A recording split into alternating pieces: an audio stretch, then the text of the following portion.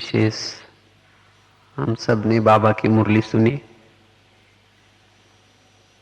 तो वैसे तो इस सीजन की बाबा की मुरलियों में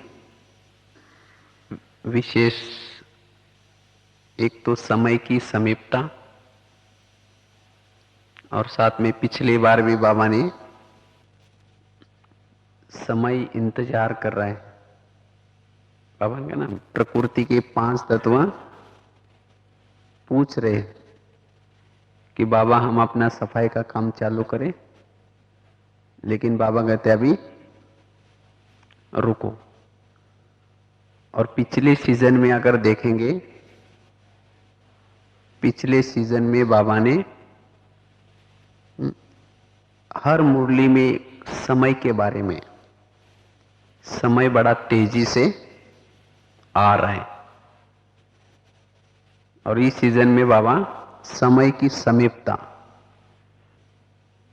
तो समय के समीपता अनुसार हम संपन्न और संपूर्ण कैसे बने, और इसके लिए बाबा ने खास विधेयी अवस्था या अशरीरी के ड्रिल के लिए होमवर्क दिया। बंधन मुक्त बनना है या बाप समान बनना है या संपन्न बनना है, उसका आधार क्या है? उसका आधार है अशरीरी की ड्रिल। ये हमारे लिए बाबा ने होमवर्क दिया है, क्योंकि टोटल ज्ञान का सार है हम जो भी सेवा कर रहे हैं, जो भी पढ़ाई पढ़ रहे हैं, जो भी धारणा कर रहे हैं, ये सब कुछ मेहनत किस लिए कर रहे हैं? अशरीरी बनने के लिए।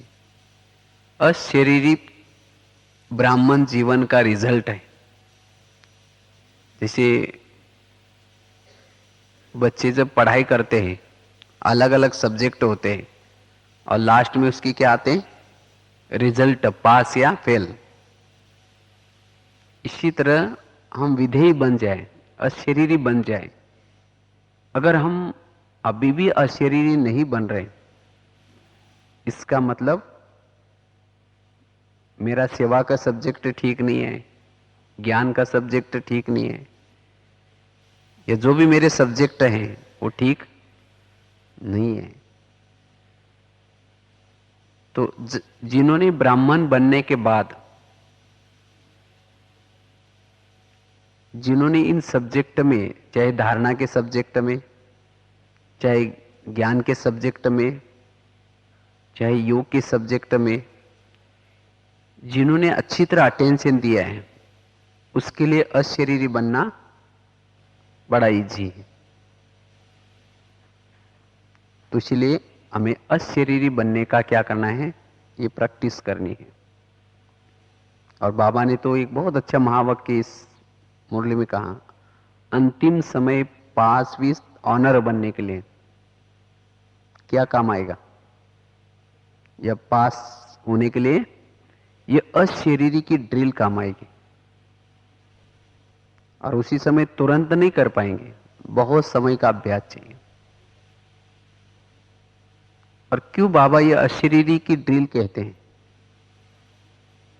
क्योंकि अंतिम समय प्रकृति के प्रकोप, विकारों के प्रकोप, तमोप्रधान आत्माओं के प्रकोप, हिसाब किताब के प्रकोप, विनाश लीला के प्रकोप, चारों तरफ से प्रकोप के बीच में हम होंगे। चाहे शारीरिक हिसाब किताब के प्रकोप, बीमारियों के प्रकोप, और जो अशरीरी है, क्योंकि जैसे बाबा का ना प्रकृति अंतिम समय या माया अंतिम समय चारों तरफ से आपको घेर लेगी, छोड़ेगी नहीं, अंत समय तक घेरेगी। आप अकेले हैं और चारों तरफ से घेरा हुआ है, उसी समय निर्भय, अचल, अडोल रहने के लिए क्या काम आएगा? अशरीरी। जो अशरीरी है उसको चारों तरफ से बातों में वो निर्भय अचल अडोल रह सकता है। क्योंकि जहां अशरीरी स्थिति है ना वहां दुख और दर्द का अनुभव होगा। वो हाय मैं मरा, मेरे को क्या हो रहा है, ये नहीं करेगा अशरीरी वाला। क्योंकि शरीर के भान से परे है, इसीलिए उसको दुख दर्द की महसूसता भी नहीं होंगी।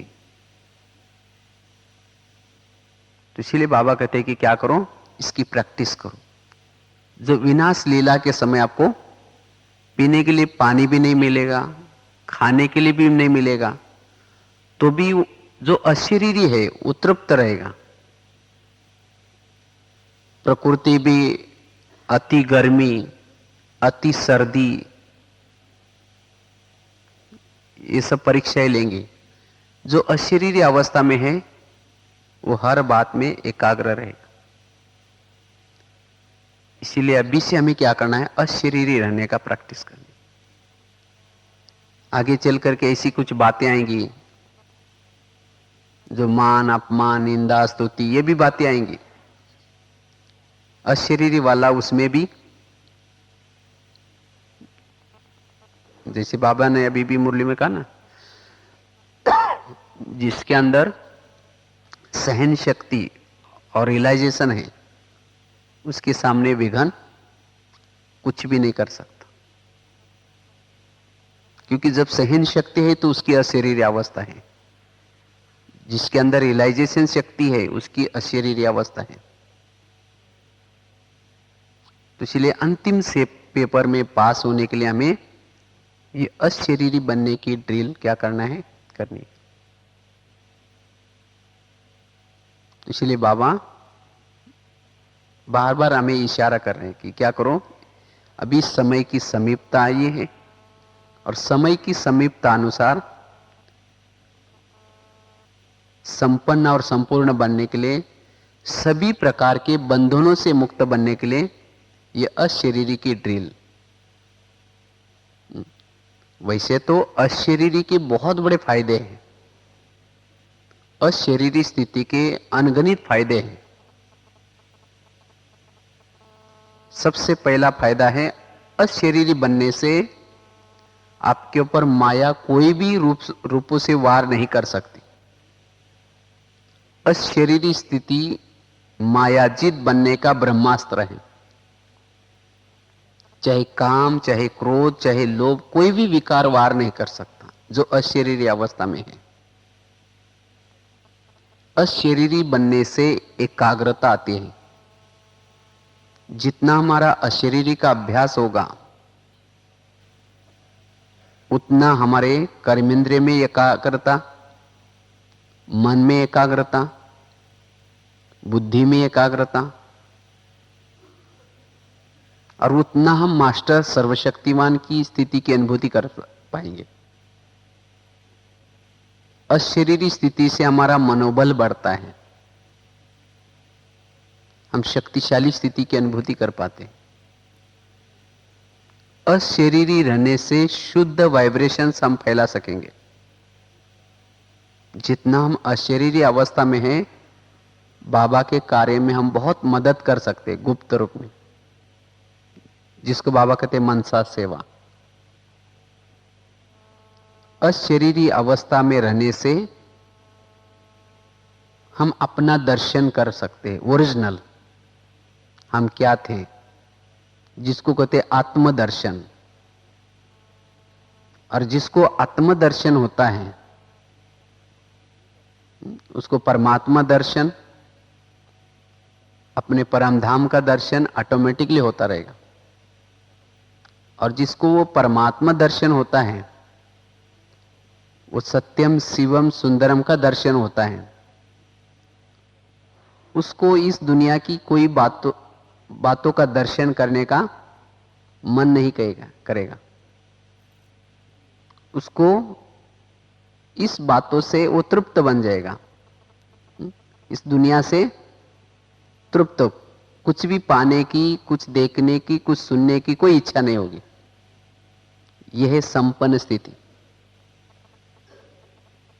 इसीलिए बाबा कहते बच्चे क्या करो, संपन्न बनने के लिए ड्रिल करो।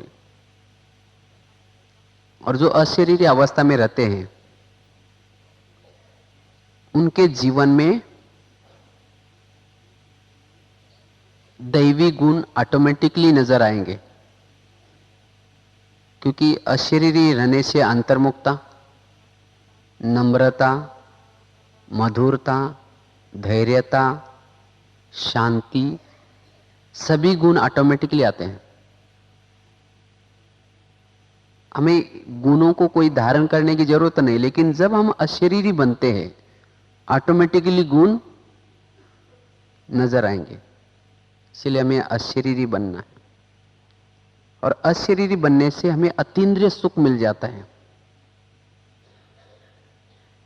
जितना हम अशरीरी की प्रैक्टिस करते हमें सुख मिल जाता है, और जब हमें ये अतीन्द्रिय सुख मिल जाता है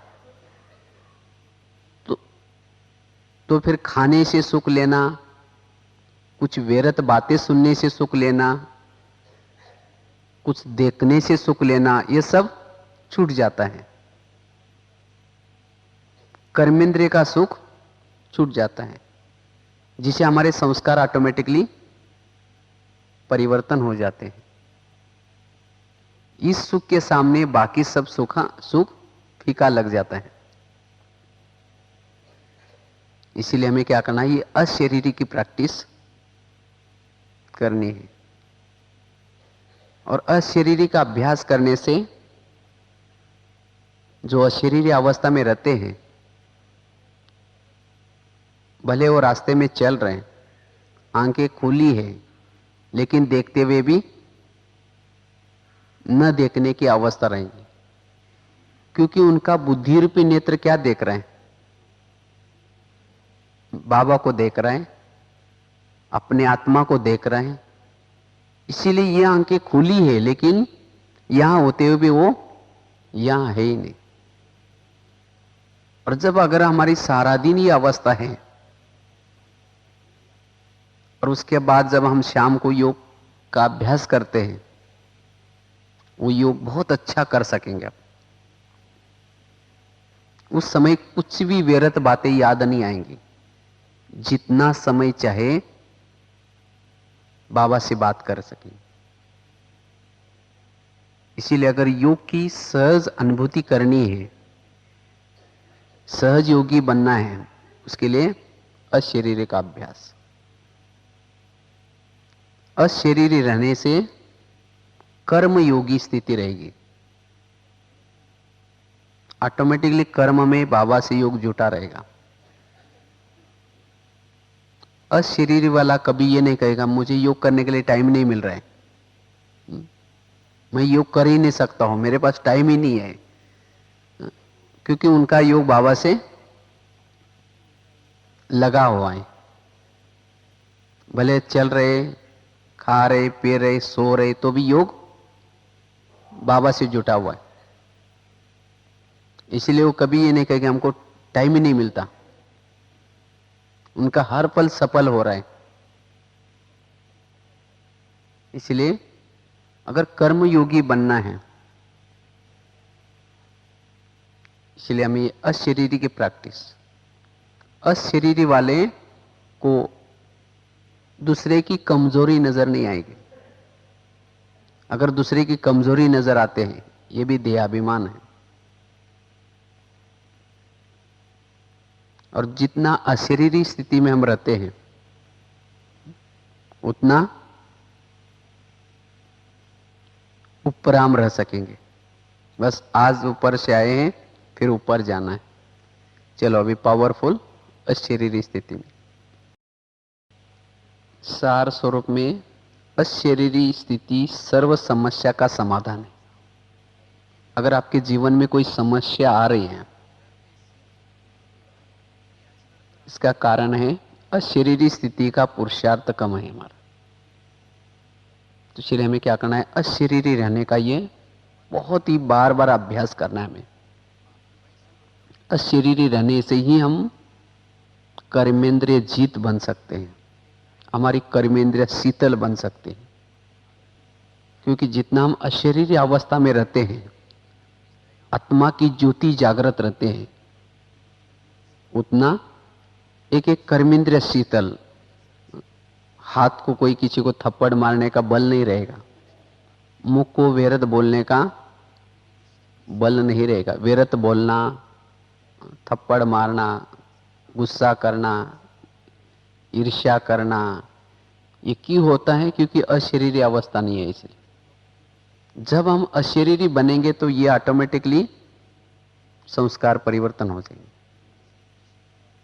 इसीलिए बाबा ने कहा ना, सर्व बंधनों से मुक्त बनने के लिए क्या करो? कोई भी आपका स्वभाव कैसा भी हो, स्वभाव संस्कारों के बंधन से मुक्त, दूसरे के देह के आकर्षण के बंधनों से मुक्त, संबंधों से मुक्त, इस दुनियावी चीजों से मुक्त, उसके आकर्षण से मुक्त, सभी प्रकार से बंधनों से मुक्त बनने के लिए अशरीरी बनो। अशरीरी अवस्था जीते जी मर जाने के समान है। इस दुनिया में रहते हुए भी वो मरा हुआ है। जैसे मरा हुआ व्यक्ति को, उसको अपमान, मान, निंदा कुछ भी पता नहीं चलता, वो स्थिर अवस्था है। तो इसको कहते कर्माति स्थिति, एक रस स्थिति। तब फिर हमारे व्यवहारों का, हमारे बातों का प्रभाव दूसरों के ऊपर पड़ेगा। अगर हमारी अशरीरी स्थिति नहीं है तो हमारा प्रभाव औरों के ऊपर नहीं पड़ेगा। इसीलिए बाबा कहते बच्चे क्या करो, अंतिम समय के लिए ये प्रैक्टिस करो। अशरीरी अवस्था अर्थात एवर रेडी, क्योंकि अशरीरी मतलब ज्योति सदा जागृत, जब भी चाहे वो शरीर से अलग। एक बार बाबा ने बहुत अच्छा, कुछ ऑस्ट्रेलिया वाले ग्रुप से बाबा मिल रहे थे। बाबा ने कहा कि अंतिम समय सभी ऑस्ट्रेलिया का ग्रुप क्या हो जाएगा, पानी में, ऑस्ट्रेलिया का जो पूरा देश है वो पानी में डूब जाएगा, लेकिन आप लोगों को कुछ नहीं होगा। लेकिन जिसकी बुद्धि की लाइन क्लियर है, ऐसी आत्माएं इच्छा से शरीर छोड़ेंगे। अर्थात जो अशरीर है उनको कोई भी प्रकार का डर नहीं लगेगा, वो निर्भय रहेंगे, क्योंकि उनकी ज्योति अंदर से जागृत है। तो विनाश के उस समय के लिए हम निर्भय बनने के लिए, अचोल अडोल बनने के लिए हमें क्या करना है? इस स्थिति को बढ़ाना है, सदा ही जागृत। और जितना हम जागृत रहते हैं उतना शक्तिशाली बनते हैं। जैसे अभी भी बाबा ने कहा ना, अलबेलापन, और वो भी दो प्रकार का, एक साधारण अलबेलापन और दूसरा रॉयल। कई सोचते हैं ना, मेरी अमृत वेला ठीक ही नहीं होती, पता नहीं क्या होता है, अमृत वेला नींद ही नहीं खुलती। अच्छा, खुल भी जाते तो भी क्या होते हैं, नींद आते हैं। कल परसों एक माता जी आई थी बस, तो हमने ऐसे ही, उसने कहा कि मेरे अमृत वेला पता नहीं क्या होता है, ये क्यों थकान आते हैं। क्यों थकान आते हैं उसका कारण है, क्योंकि जब हम जागे हुए होते हैं सारा दिन, उसी समय भी सोए हुए रहते हैं। जो जागने के बाद भी जो सोता है उसकी अमृत वाला नींद नहीं खुलेगी, थकान महसूस होगी। इसीलिए जितना समय हम जागते हैं उसी समय जागृत रहना है। सारा दिन आप समझो कर्म करते समय अगर आप सोल कॉन्शियस में नहीं है तो जागते हुए भी आप सोए हैं, तो जागने के बाद भी जो जागृत रहता है अर्थात अशरीरी या आत्माभिमानी स्थिति की अनुभूति करता है, उसकी अमृत वेला बहुत अच्छी होगी, क्योंकि सारा दिन आत्माभिमानी स्थिति में रहने से हल्कापन होगा और उस समय अमृत वेला सहज हम उठ पाएंगे। इसीलिए हर घंटे में चेक करो कि इस घंटे में मैं कितना जागृत अवस्था में रहा। बार बार चेक करने से, जैसे गुलजार दादी ने भी कहा ना, अशरीरी बनने का क्या करो, बीच बीच में अभ्यास करो। तो इसी तरह हमें क्या करना है, बीच बीच में अभ्यास करना है। इस घंटे में मैं जागृत कितना समय रहा, अर्थात सोल कॉन्शियस कितना समय रहा। तो इससे धीरे धीरे हमारी अशरीरी अवस्था भी बन जाएगी। और जो अशरीरी अवस्था में रहते हैं, एक तो कहा जैसे उपराम भी रहेंगे, उनके साथ सदा ही बाबा कंबाइंड रहेगा। बाबा ने अव्यक्तवाणी में कहा हुआ है, जो आत्माभिमानी स्थिति में रहते हैं, अशरीरी अवस्था में रहते हैं, मैं सदा ही उनके साथ कंबाइंड रहता हूं।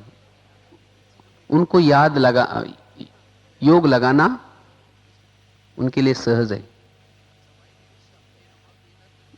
और उनको सदा ही दूसरे की आत्मा नजर आएंगी। जो खुद अशरीरी अवस्था में रहते हैं, आत्माभिमानी में रहते हैं, दूसरे की आत्मा नजर आएगी।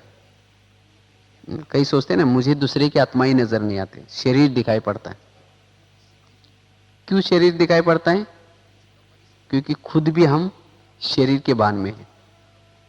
जितना हम अपने स्वरूप में स्थित है, आत्माभिमानी स्थिति में, उतना दूसरे की भी आत्मा नजर आएगी, और उनको पवित्र रहना भी बहुत सहज होगा। जो अशरीरी स्थिति की अनुभूति करते हैं, उनको पवित्र रहना सहज रहेगा। इसलिए अशरीरी बनने से बहुत बड़े फायदे हैं। इसीलिए देखो, ब्रह्मा बाबा ने क्या अभ्यास किया? अशरीरी बनने का अभ्यास किया। लेकिन अशरीरी हम कैसे बने? फायदे तो बहुत सारे गिनाए आपको, कितने सारे फायदे, लेकिन हम कैसे बने अशरीरी? अशरीरी बनने के लिए शुरुआत कहां से करनी है? आत्माभिमानी स्थिति से करनी है। जितना हम आत्माभिमानी स्थिति का अभ्यास करते हैं, उतना आत्माभिमानी स्थिति का पावरफुल स्वरूप है अशरीरी, और अशरीरी स्थिति का पावरफुल स्वरूप है बिंदुरूप स्थिति। तो इसलिए हमें बार बार, जैसे कभी ब्रह्मा बाबा भी, जैसे ब्रह्मा बाबा ने शुरू में जब अभ्यास किए थे, मैं आत्मा हूं, जैसे आत्मा, ये आत्मा है, तो इसी तरह हमें भी क्या करना है, शरीर में रहते हुए भी क्या करना है, ये बार बार प्रैक्टिस करने हैं। मैं आत्मा देख रही हूं, मैं आत्मा हूं। जिन्होंने आत्माभिमानी स्थिति का प्रैक्टिस किया है, उसके लिए अशरीरी बनना सहज है। तो एक तो आत्माभिमानी स्थिति का अभ्यास, दूसरा है अशरीरी बनने के लिए मन को क्या करो, मन को या बुद्धि को जिस समय चलाना चाहिए चलाओ, जिस समय स्टॉप करना उतना स्टॉप करो। जिसका मन ज्यादा चलता है, बुद्धि ज्यादा चलती है, वो अशरीरी नहीं बन पाएंगे। बुद्धि चलती अर्थात कभी बुद्धि कहां भाग गई, कभी कहां भाग गई, क्योंकि इससे आत्मा की एनर्जियां, शक्तियां वेस्ट होती हैं। जितना मन और बुद्धि कम देखती है, बुद्धि एकाग्र होती है, मन कम सोचता है, उतना अशरीरी स्थिति की अनुभूति हम कर पाएंगे। इसीलिए बाबा ने इसी मुरली में भी कहा ना, मन की एकाग्रता। जितनी हमारी मन की एकाग्रता है, उतना हम अशरीरी स्थिति की अनुभूति कर पाएंगे। इसीलिए हमें मन की एकाग्रता कैसे आई? जब कई मन किसी के परचिंतन में, या किसी की कुछ व्यर्थ बातें देखने में बिजी रहता है, अपने मन को समझाओ, हे मन तुम क्यों दूसरे के बारे में सोच रहे? तुम्हें उससे क्या लेना देना? जो करेगा सो पाएगा। तुम उसके बारे में नहीं सोचो, तुम चुप रहो। तो हमें क्या करना है? अपने मन को समझाना है। और जो ज्यादा मन सोचता है उसको क्या करना है? रोकना है। जितना हम मन को रोकेंगे, जितना हम अपने मन को सकारात्मक विचार देंगे, उतना हमारी अशरीरी स्थिति बनेगी, उतना हमारा मनोबल और आत्मबल बढ़ेगा। इसलिए हमें मन को क्या करना है? एकाग्र करने का अभ्यास करना है। और मन को एकाग्र करने के लिए सारा दिन में हमारे सामने जो भी बातें होती हैं, जो भी घटना होते हैं, उसको क्या करना है? सकारात्मक रूप में लेना है। हर बात को सकारात्मक लो, तो मन क्या हो जाएगा? कम सोचेगा। जो भी होता है सब कल्याणकारी। उसके बाद बुद्धि की भी एकाग्रता। इसीलिए बाबा क्यों बोलते हैं, बच्चे बुद्धि सभी तरफ से समेट कर क्या करो? मेरे तरफ लगाओ। जब बुद्धि एक जगह पर लगेगी तो मन भी कम सोचेगा और उससे हमारी आत्मिक शक्ति बढ़ेगी, जिससे हम अशरीरी स्थिति की अनुभूति कर पाएंगे। तो इसलिए अशरीरी स्थिति की अनुभूति करने के लिए एक तो बताया क्या करना है? आत्मा का पाठ पक्का करना है। दूसरा बताया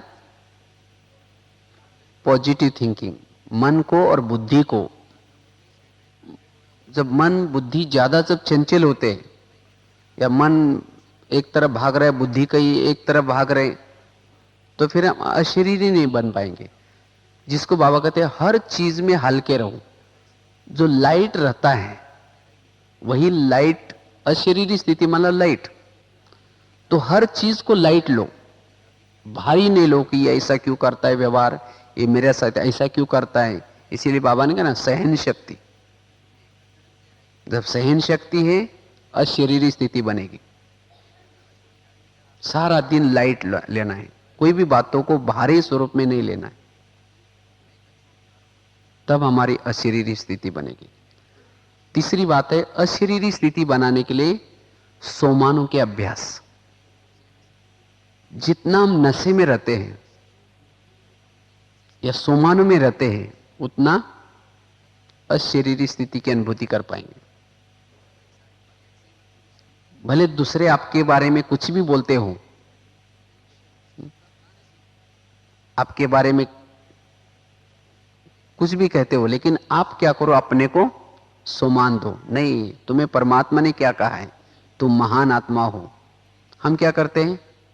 जब दूसरा आपके लिए कहता है तुम तो बेकार हो, तुम ये हो, तो हम अपने बारे में सोचते मैं तो बेकार हूं, मैं ऐसा, मेरे को क्यों बोला?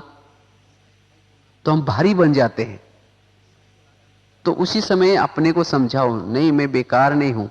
बाबा ने कहा कि बच्चे तुम तो हीरा हो, तुम तो रतन हो, तुम बेकार नहीं हो। तो ऐसी तरह क्या करो? अपने को सोमान में टिकाओ। जितना हम सोमानों में टिकेंगे, उतना अशरीरी स्थिति की अनुभूति कर पाएंगे। बाबा ने कितने सारे सोमान दे। रोज कोई ना कोई एक सोमान लो। आज मुझे इस सोमान में रहना है, आज मुझे इस सोमान में रहना है। और जितना सोमानों के अभ्यास करेंगे, उतनी हमारी अशरीरी स्थिति रहेगी। सारा दिन आप कर्मों में हल्के रहेंगे। इसलिए सोमानों के अभ्यास। उसके बाद सारा दिन अगर अशरीरी स्थिति की अनुभूति करनी है, अमृत वेला योग हमारा ठीक ठाक हो। अगर हमारा अमृत वेला ठीक ठाक होता है, योग अच्छी तरह, तो सारा दिन आपकी अमृत वेला थोड़ी सी मेहनत करनी है। थोड़ा क्या करना है, दृढ़ता के साथ अच्छी तरह बैठ करके क्या करना है, उस नशे में बैठना है कि वाह मेरा भाग्य, मैं किसके सम्मुख बैठा हूं, सारी दुनिया के लोग तो नीचे सोए हैं और मैं तो परमात्मा से मिलन मना रहा हूं। वो मेरे भाग्य में क्या कर रहे हैं, लिख रहे हैं। इसी तरह जागृत अवस्था में रह करके क्या करना है, थोड़ा सा अमृत वाला शक्तिशाली बनना है। अगर हम अपनी आत्मा को अमृत वाला चार्ज करते हैं तो सारा दिन ऑटोमेटिकली आत्मा की ज्योति जागृत रहेगी। तो इसलिए हमें एक तो आत्माभिमानी का प्रैक्टिस, दूसरा सारा दिन हल्के रहना है, सकारात्मक सोचना है, मन को और बुद्धि को क्या करना है, एकाग्र करना है। साथ में अमृतवेला का अभ्यास, सोमानों के अभ्यास, जिससे हमारी अशरीरी स्थिति ऑटोमेटिकली बनती रहेगी। उसके बाद पांचवी बात है, कुछ विजनों के अभ्यास करें। अशरीरी बनने के लिए क्या करना है, कुछ विजन्स लेना है। इससे भी आप अशरीरी स्थिति की अनुभूति कर पाएंगे। विजन अर्थात कुछ दृश्य लेना है। जैसे कभी ये समझो कि जैसे हमने शुरू में इसका एक अभ्यास किया था, इस विजन ने मुझे बहुत अच्छा एक मदद की, सारा दिन सोल कॉन्शियस रहने की मदद की, अशरीरी बनने की मदद की। जैसे मैं शुरू में, अभी भी ये प्रैक्टिस करते हैं, रात को सोते समय, जैसे कभी बाबा कहते ना, शरीर हमारी क्या है, गाड़ी है, और आत्मा उसका क्या है, ड्राइवर है। जैसे गाड़ी का ड्राइवर क्या करता है, रात सारा दिन गाड़ी को चला करके रात को उसको गैरेज में रखता है, और गैरेज में रख करके वो गाड़ी के अंदर नहीं सोता, सोने के लिए अपने घर चला जाता है। तो इसी तरह हमें भी क्या करना है, शरीर रूपी गाड़ी को सारा दिन घुमा करके, कारोबार करके, रात को उसको क्या करना है, बेड रूपी गैरेज में लगाना है। और इसका ड्राइवर कौन है, आत्मा। तो आत्मा ड्राइवर का घर कहां है, परम धाम। तो हमें क्या करना है, रात को सोते समय ये विजन बनाना है कि मैंने अपनी गाड़ी को रख दिया, इसके ऊपर कवर वगैरह ढाक दिया, बेडशीट कम्बल डाल दी, गाड़ी को नमस्ते की और चल पड़े ऊपर। ये सोचे कि वाह मैं सारा दिन गाड़ी चल करके, मैं आत्मा निकल करके अभी ऊपर जा रहे। तो जैसे ही ड्राइवर जाते ही क्या करता है, अपना घर का दरवाजा टक टक करता है, उसकी मम्मी दरवाजा खोलती है, फिर ड्राइवर जाकर के क्या करता है, अपना समाचार सुनाता है। इसी तरह अव्यक्त वतन में जाकर के अपना क्या करना है, समाचार सुनाना है। और उसके बाद जब तकिया पर सिर रखते हैं, समझो कि बाबा के गोदी में सिर रखा है, माना इस स्थूल शरीर को कहां रख दिया, यही रख दिया, और प्रकाश में शरीर में जाकर के बाबा के गोदी में सो गए। ये बिंदु बन करके सो जाओ, बिंदु बन करके परम धाम में जाओ। तो उसी कॉन्शियस में हमें क्या करना है, सोना है। मैं बस बिंदु बन करके आया हूं, आज मैं ड्राइवर हूं, मैं एक ज्योति हूं, लाइट हूं।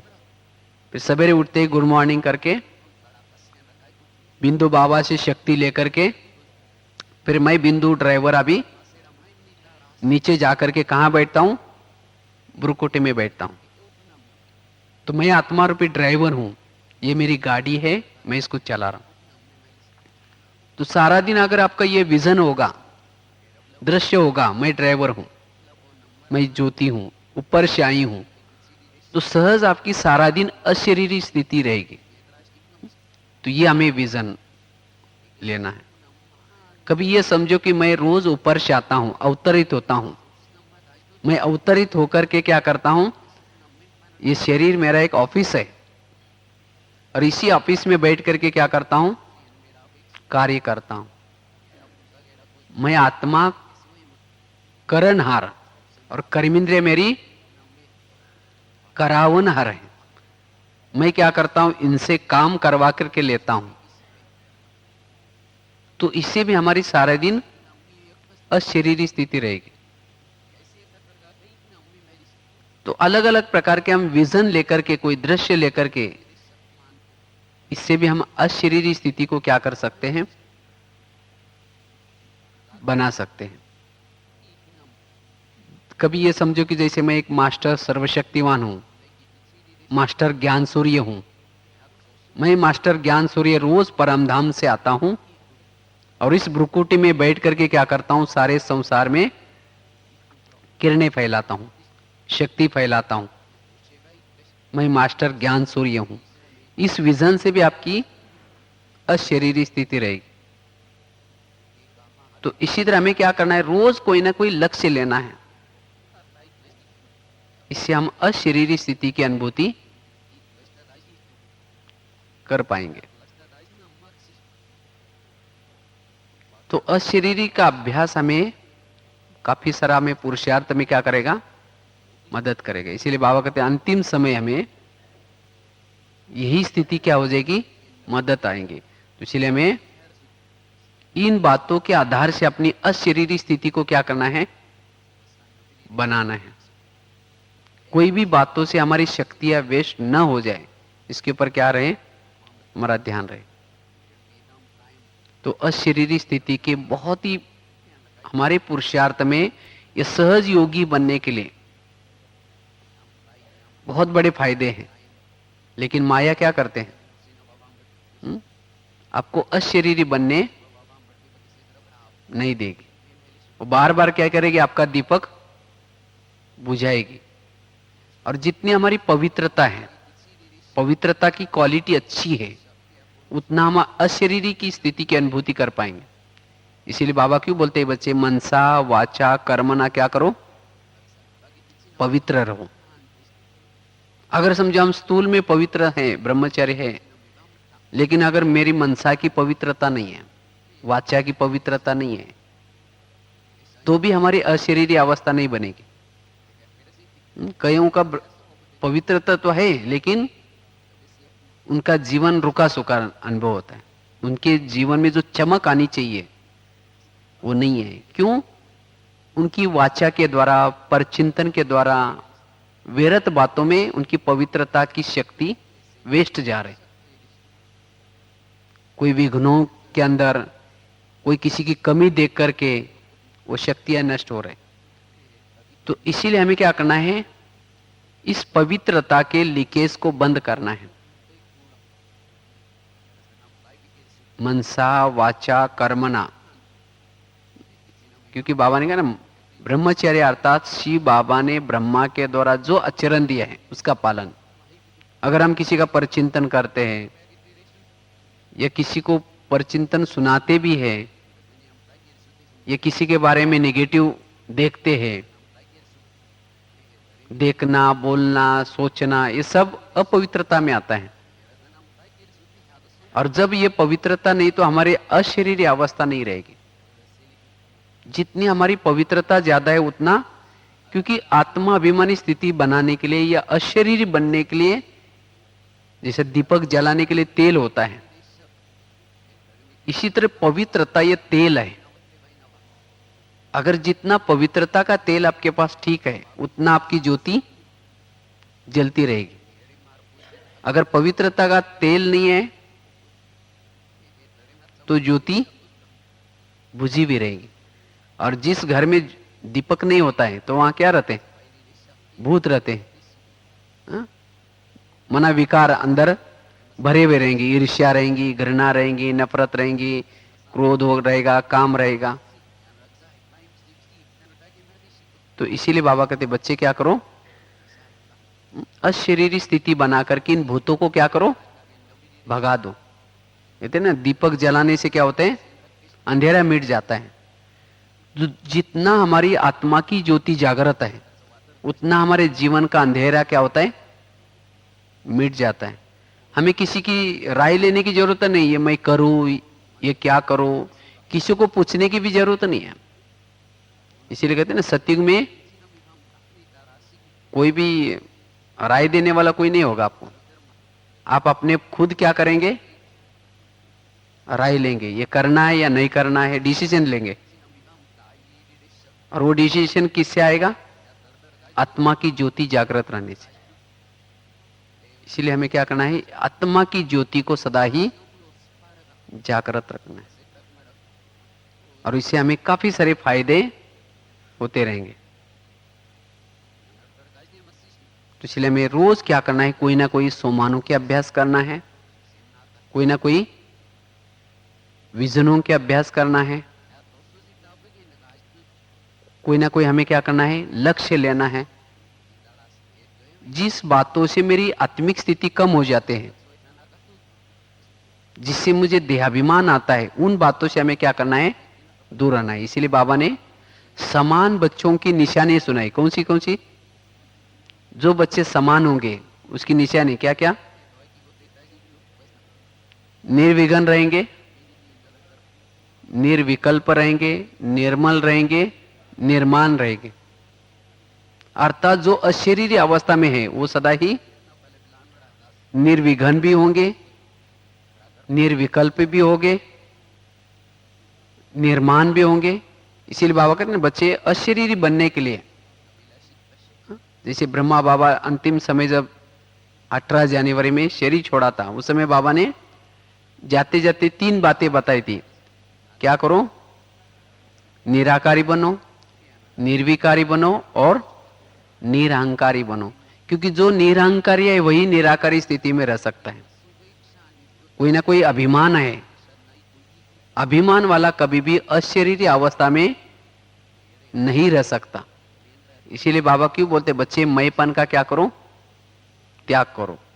अगर मुझे अशरीरी बनने में तकलीफ आ रहे, मैं अशरीरी नहीं बन रहा हूं, इसका मतलब मेरा कोई ना कोई अभिमान मुझे अशरीरी बनने नहीं दे रहा है।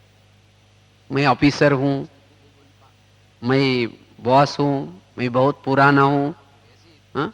कोई ना कोई प्रकार का अभिमान हमें अशरीरी बनने नहीं देगा, निराकारी स्थिति में स्थित रहने नहीं देगा। और निराकारी स्थिति जैसे बीज में झाड़ समाया होता है। कुछ दिन पहले संडे की बाबा की मुरली चली थी, बिंद्रूप स्थिति क्या चीज है। तो बिंद्रूप स्थिति जैसे बीज में झाड़ की, पेड़ की पूरा सब कुछ समाया है, टाल टालिया सभी, इसी तरह अशरीरी स्थिति या बिंद्रूप स्थिति सभी गुण और शक्तियां उसके अंदर समाये हैं। तो इसलिए हमें क्या करना है, इसका अभ्यास करना है। और अशरीरी बनने के लिए लास्ट एक अभ्यास है। जितना आप अपने ओरिजिनल गुणों को याद करेंगे, शांत स्वरूप, आनंद स्वरूप, शक्ति स्वरूप, प्रेम स्वरूप, इन गुणों के डीप में जाएंगे, उतना अशरीरी बन जाएंगे। 7 गुण बाबा ना, सतो प्रदान। सतो प्रदान माना 7 गुणों को आप बढ़ाओ। जितना आप एक दिन क्या करो, सोमवार के दिन शांति की अनुभूति करो। बस केवल मैं शांत हूं, हर परिस्थिति में शांत हूं, चाहे कोई कितना भी अशांति मचाए, लेकिन आप उसी दिन शांत रहने का अभ्यास करो। जितना आप शांत स्थिति में रहेंगे उतना आप अशरीरी बन सकेंगे। एक दिन आनंद स्वरूप में, क्योंकि अशरीरी स्थिति अर्थात उसमें अंदर 7 भी गुण होंगे। जिसके अंदर 7 गुण आएंगे वो अशरीरी स्थिति की अनुभूति कर पाएगा, नेचुरल। और जब आपके अंदर ये 7 गुण आएंगे, बाकी और गुण आपके अंदर ऑटोमेटिकली आ सकते।